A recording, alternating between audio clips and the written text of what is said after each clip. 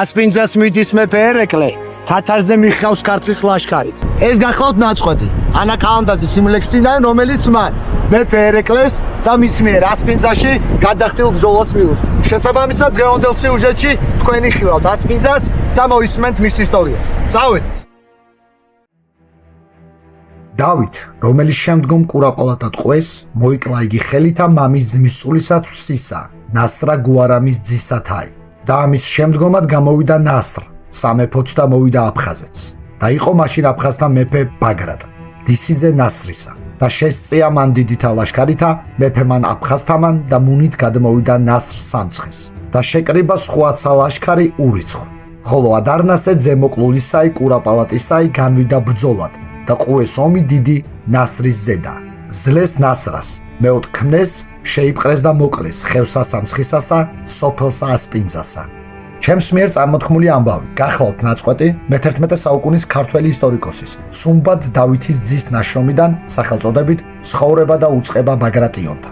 ეს უკანასკნელი გადმოგვცემს ტაო-კლარჯეთის ბაგრატიონთა შინაომების ქრონიკებს და მნიშვნელოვანია იმითაც, რომ ასპინძა, რომელსაც მე თქვენ დღევანდელ სერიაში გაჩვენებთ, ჩვენამდე მოღწეულ ხელნაწერთაგან პირველად სუმბად დავითის ძეს აქვს მოხსენიებული. მემატიანეს მიერ აღწერილი სიუჟეტი მე-9 საუკუნეში ვითარდება. 891 წელს დავით პირველ კურაპალატს ვერაგულად კლავს ნასრა გუარამის ძე, ხოლო მოგვიანებით აფხაზთა მეფე ბაგრატ პირველი, რომელიც ნასრას დის ქმარია, აძლევს მას ლაშქარს ტაო-კლარჯეთის სხვა მმართველი ბაგრატიონების წინააღმდეგ საბრძოლველად. სამცხეში გადმოსულ ნასრას ამარცხებს და ასპინძაში სიცოცხლეს ასალმებს მის მიერ წინად მოკლული დავით პირველი კურაპალატის ვაჟი ადარნასე.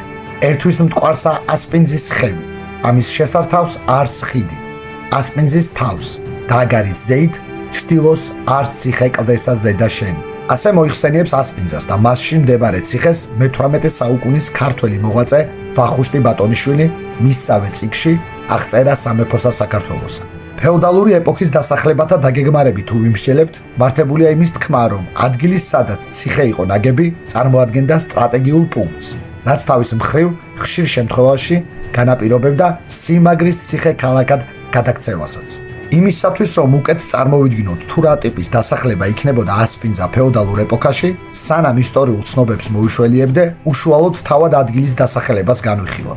ძველ სპარსულში არსებობს სიტყვა ასფანჯა, რომელიც პირდაპირ მნიშვნელობით ითარგმნება როგორც ცხენების სადგომი. შესაბამისად, მსგავსი სადგომი ან სადგომები, რომლებიც კონკრეტულ ადგილზე იყო განთავსებული, აუცილებლად წარმოდგენილი იქნებოდა როგორც გამტარი სავაჭრო გზისა, რომელიც დამატებით ამ მარშრუტით მოსარგებლე ხალხს საშუალებას მისცემდა კონკრეტულ ლოკაციაზე გაჩერებისა და მოსვენებისათვის. ამ ყველაფრიდან გამომდინარე, მართებული იქნება იმის თქმაც, რომ სახელწოდება ასპინძა უნდა წარმოადგენდეს სპარსულ სიტყვა ასფანჯას სახეცვლილებას.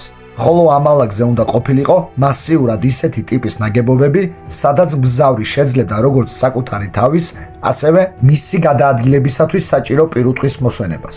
ზემოთ ხსენებული მოსაზრებები რომ ერთმანეთთან დავაკავშიროთ, მაშინ ლოგიკურად ასპინძა იქნებოდა სამცხის ციხე თავისი მუდმივი მაცხოვრებლებით, რომელთა დაფუძნების არეალი აუცილებლად სტრატეგიული ნაგებობის გარშემო არსებული ტერიტორია იქნებოდა. ამ თეორიის გასამყარებლად მოვიშველიებ მესხეთის დამყრობ ოსმალეთის იმპერიისეულ ეკონომიკური ხასიათის მქონე დოკუმენტს გურჯისტანის ვილაიეთის დიდ დავთარს, სადაც 1595 წლის მდგომარეობით აღწერილია ასპინძის ციხის რაბათი არც მეტი არც ნაკლები 50 კომლი ქრისტიანი ქართველით.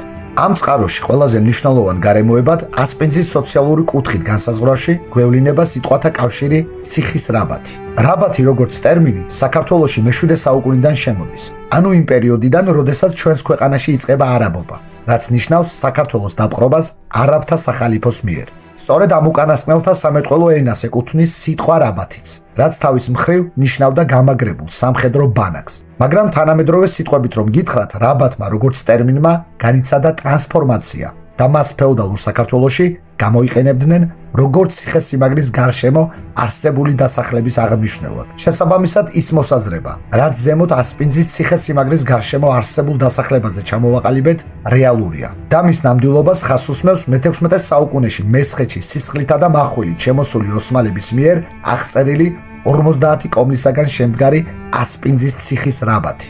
ზურაბა იმერას ძეს, ლაშქარა აბას ძეს, რამაზა პავლეს ძეს, ყანდუ გრიგოლას ძეს, ზურაბ სარგისის ძეს, ვარძელ აბრამის ძეს, სარგის მურადის ძეს და კიდევ ბევრ სხვა ასპინძის ციხის რაბაჭი მაცხოვრებელ მესხებს თურქთაგან შეწერილი აქვთ გადასახადის სახით 25,000 აღჭა, ისეთ დოვლათზე, როგორიცაა ხორბალი, ქერი, ჭვავი, მუხუდო, ოსპი, ფუტკარი, ღორი, ბატკანი და ამასთან ერთად ოსმალები ბეგრავენ ასპინძელების ბოსტნებსა და ვენახებს. განსხვავებით სხვა მცირე დასახლებებისა მესხეთში, ასპინძა თავისი მდებარეობით და მოსახლეობის ოდენობით სამცხის ერთ-ერთ ცენტრალურ ნაწილს წარმოადგენდა.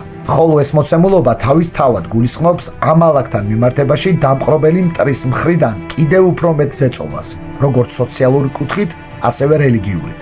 ამ უკანასკნელის დამადასტურებლად მე მოვიშველიებ ქართველი ისტორიკოსის გიორგი ბოჭორიძის ჩანაწერს მისსავე წიგნიდან მოგზაურობა სამცხე-ჯავახეთში, რომელიც შედგენილია 1922-1923 წლებში მეცნიერის მიერ სამხრეთ საქართველოში განხორციელებული ექსპედიციის ფარგლებში. ბოჭორიძეს ასპინძა მე-20 საუკუნის 30-იანი წლებისათვის ჩაწერილი ყავს 130 კომლით დასახლებულ ადგილად და იქვე მიუთითებს, რომ მაცხოვრებელთა შორის ქართული ენა დავიწყებულია. ასევე ახსენებს ვინმე ბერიკაც, რომელიც მეცნიერს გატეხილი ქართულით ამცნობს მისი წინაპრის გვარს, რომლის აღმნიშვნელად ეუბნება სიტყვა ზუბალას. გიორგი ბოჭორიძის ჩანაწერის მიხედვით შეგვიძლია ვივარაუდოთ, რომ ოსმალთა სამსაუკუნოვანი ბატონობისას გაზრდილა ასპინძის მკვეთრთა ოდენობა, მის მიერ ჩაწერილი რესპონდენტით გვეძლევა ინფორმაცია აქ შემორჩენილ გენით ქართველების არსებობაზე, რომლებიც როგორც მესხეთში იტყვიან უკვე გათათრებულნი არიან, ხოლო კონკრეტულად რაოდენობისაა ამ 130 კომლიდან ისეთი თურქმანული მოდგმის ხალხი, როგორიცაა თურქები, ხიმშილები, თარაკამები და სხვანი, უცნობია. მეცნიერი ასპინძის აღწერისას ასევე წერს შემდეგს: შუა სოფელში დგას ციხე, შენახულია მარტო დასავლეთ სამხრეთი და აღმოსავლეთი კედლები ნაწყვეტებად და ჩრდილო-დასავლეთის ნაწილობრივ კოშკი. კედლებს თავები დანგრეული აქვს. შიგნით ბოსტნებია გამართული. ასპინძიდან ორ ვერსზე, ახალქალაქის შარაგზის თავზე ჩრდილოეთით დგას ეკლესია, რომელიც ნაშენია ნაწილობრივ ნატეხი ქვისაგან და ნაწილობრივ თლილი ქვისა და კირქვისაგან. თლილი ქვა აქვს კარ-სარკმელს, კამარას სვეტს, პილასტრებს. დგას მარტო კედლები. კარების ადგილი დანგრეულია, ქვები წაღებულია. ამ ადგილს ქვია ხვილიში. იგი ასპინძისავე ნაწილია. ჩემს მიერ თქვენთვის საკითხული ბოჭორიძისეული აღწერა განეკუთვნება იმ ადგილს და მასთან მდგომ დარბაზული სტილის აწუყე რესტავრირებულ და მოქმედ ტაძარს, რომელსაც თქვენ ახლა კადრში ხედავთ. ხვილიშის წმინდა გიორგის სახელობის ეკლესიის აგების თარიღად ცნობილი ქართველი მეცნიერი ექვთიმე თაყაიშვილი მე-7 პირველ საუკუნეებს მიიჩნევდა. ხოლო ალაგი ხვილიშის იგივე ხვილიშას სახელწოდებით, რომელიც უკვე დიდი ხანია ასპინძის ნაწილად ითვლება, ერთ დროს ცალკე სოფელი ყოფილა. აღმოსავლეთ მცოდნე სერგი ჯიქია გურჯისტანის ვილაიეთის დიდ დავთარზე მუშაობისას ასახელებს აწუყე ნასოფლარს სახელწოდებით ხვილიშა, რომელიც თურქ მოხელეს აღწერისას დასახელებული აქვს როგორც ხულიშა, 3 კომლი ქრისტიანი ქართველით. მე-16 საუკუნის ბოლოსთვის არსებული ეს სურათი მიგვანიშნებს უკვე ხვილიშას ნასოფლარად ქცევის შეუქცევად პროცესზე. 1857-1858 წლებში ფრანგი მეცნიერი, ქართველოლოგი მარი ბროსე საქართველოში მოგზაურობისას ხვილიშის ეკლესიას აღწერს როგორც საკმაოდ მოზრდილ ნაგებობას და ალაგს, სადაც აღმართულია ეს ქრისტიანული ძეგლი, მოიხსენიებს ასპინძის ნაწილად, მის სიახლოვეს მყოფ სალოცავად და არა როგორც დამოუკიდებელ რომელიმე სოფლის კუთვნილებად. ეს გარემოება კიდევ ერთხელ ხაზს უსმევს ამ ალაგის გაუკაცრიელებაზე. ფრანგი მეცნიერის შემდეგ დაახლოებით 50 წელზე ცოტა მეტი ხნის მოშორებით მე-19 საუკუნის დასასრულისა და მე-20 საუკუნის დასაწყისში ექვთიმე თაყაიშვილის სამხრეთ საქართველოში განხორციელებული ექსპედიციის ფარგლებში ამ მესხურ ქრისტიანული ხუროთმოძღვების ძეგლის მდებარეობად ასახელებს ასპინძიდან აღმოსავლეთით ორი ვერსით მოშორებულ ადგილს გზატკეცილზე დინარესთან ახლოს. თაყაიშვილი ასევე დასცენს იმასაც, რომ სამწუხაროდ ქართულ საისტორიო წყაროებში ტაძრის შესახებ ინფორმაცია არ მოიძებნება. არსებობს ერთი საინტერესო, ლეგენდად ქცეული ამბავი, რომელიც ქართველ მეცნიერს ილია მაისურაძეს 1945 წელს ჩაწერილი აქვს სოფელ ტოლოში მაცხოვრებელი ვინმე ეკატერინე მელიქიძისაგან და შეტანილი აქვს მისსავე წიგნში სახელწოდებით მესხური ხალხური სიტყვიერება თურქ დამპყრობთა ბარბაროსობაზე. თქმულება შემდეგია: მესხეთიდან ულამაზესი ქალი გაიტაცეს და ოსმალეთში გაყიდეს. ტყვედ გაყიდული მესხი ქალბატონის ბედი მისთვის ღვთისგან ბოძებულმა სილამაზე მისე წარმართა, რომ იგი ვინმე თურქი ძლევამოსილი ფაშის ცოლად აქცია. მაგრამ სამშობლოს მონატრებას და უცხო მიწის შვილობას ქალი დაუდარდიანებია, რაც მას ნეულებაში გადასვლია. ხვილიშას პარალელურად მეორე ნასოფლარიც ყოფილა, სახელად ჩიხორიში, რომელზეც მე თქვენ დაკარგული დიდებული მესხეთის სხვა მომდევნო სიუჟეტებში გიამბობთ. მაგრამ ამ სერიაში გეტყვით იმას, რომ ზემოთ ხსენებულ მესხეთის მკვიდრ გატაცებულ ქალს ფესვები ჩიხორიშიდან ჰქონია და ცუდად ყოფნისას ამავე სოფლის წყალი უნატრია. ფაშას სასწრაფოდ კაცი უფრენია საქართველოში წყლის მოსატანად. წარმოგზავნილ მოხელეს ჭურჭელი წყლით შეუსია, მაგრამ უკან გაბრუნებისას თავადაც მოწყურებია და ნახევარი თვითონ შეუსვამს. ხოლო გზად ნაკლული სასმისი ხვილიშის წყლით გადაუსია. როდესაც ფაშის სასახლეში სამშობლოს მონატრებით დასნეულებული ქართველი ქალბატონისთვის ნანატრი წყალი მიურთმევიათ, ქალს სიამოვნებით შეუსვამს, ხოლო როცა უგემია, მაშინ მწარე ღიმილით წარმოუთქვამს: რა კარგი ხარ ჩიხორიშო, რომ ხვილიშა არ გერიოს. არ იქნება მართებული, საუბრობდი ასპინძაზე, იყო მის მიწაზე ჩასული და არ ეწვიო იმ ადგილს, სადაც ბაგრატოვან მეფეთაგან საქართველოს უკანასკნელმა ლომმა ერეკლე მეორემ ყველასათვის ცნობილი ასპინძის ომი გადაიხადა. 1770 წელი მესხეთის მიწისკენ დაძრული ერეკლე ქართული ლაშქრითა და რუსული ჯარით, რომელსაც მეთაურობდა ავანტურისტი გენერალი გოტლიბ კურტ ჰაინრიხ ტოტლებენი. ქართკახეთის მეფეს უნდა საუკუნეთა მანძილზე პირველად შეანჯღრიოს ოსმალთა ბატონობა მესხეთის ისტორიულ მიწაზე. იცის მისი ღირსეული წინაპრები საუკუნეების წინ სწორედ ამ დალოცვილი მიწიდან ჩაუდგნენ ერთიან საქართველოს სათავეში. ოსმალთა სისხლისმსმელი იმპერიის მარწუხებისგან სამცხე-საათაბაგოს დახსნაში ცდილობს მეორე ურჩხული, რუსეთის იმპერია გამოიყენოს და ჩვენი ქვეყნის გაერთიანების საქმეში ქართლს და კახეთს მესხეთის გარკვეული ნაწილი მაინც მიამატოს. მაგრამ მის და უჩუმრად მონახაზის დონეზე სრულიად საქართველოს ჩაყლაპვა უკვე განზრახული აქვს სლავების უზარმაზარ იმპერიას. ერეკლეს მიზნები რომ არაფრად არ მიაჩნია რუსეთს, ეს მის აწყურთან მიტოვებაშიც გამოიხატება, სადაც ტოტლებენი მთლიანი რუსული დანაყოფით ეხსნება ბაგრატიონს და რჩება მეფე ქართული ლაშქრით, რომელიც მემატიანეთა ცნობით 7000-მდე მეომრისაგან შედგება. ერეკლე მაინც არ ჩერდება და სვლას აგრძელებს ასპინძის მიმართულებით.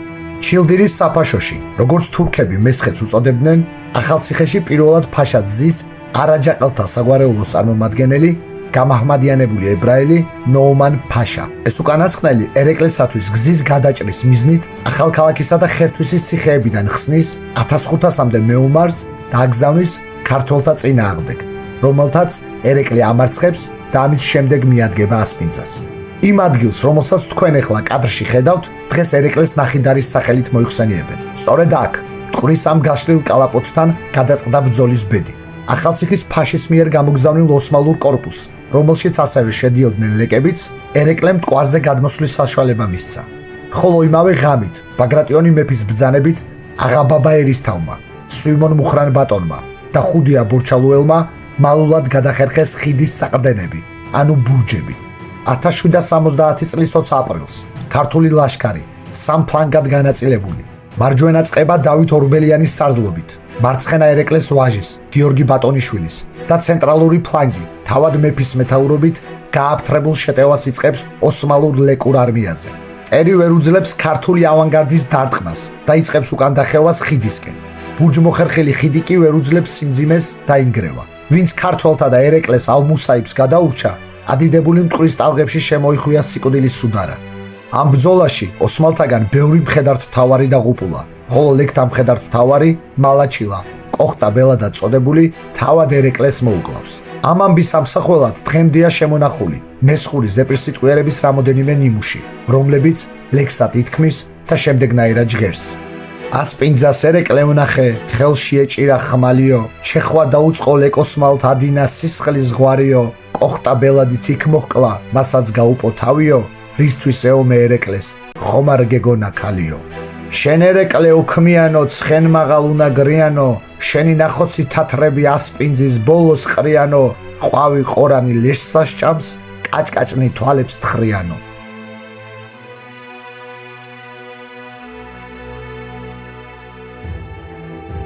დღევანდელი სერიაც დასასრულს მიუახლოვდა. დაგემშვიდობებით მომდევნო სამშაბათამდე და დავუმატებ იმას, რომ ვისაც მოგწონთ ჩემს მიერ შემოთავაზებული სიუჟეტები და დღემდე არ გაქვთ ფარხი გამოწერილი, გამოიწერეთ და ერთად უყუროთ მთელი წლის განმავლობაში უწყვეტ რეჟიმში სერიებს დაკარგული დიდებული მესხეთის შესახებ. აბა დროებით.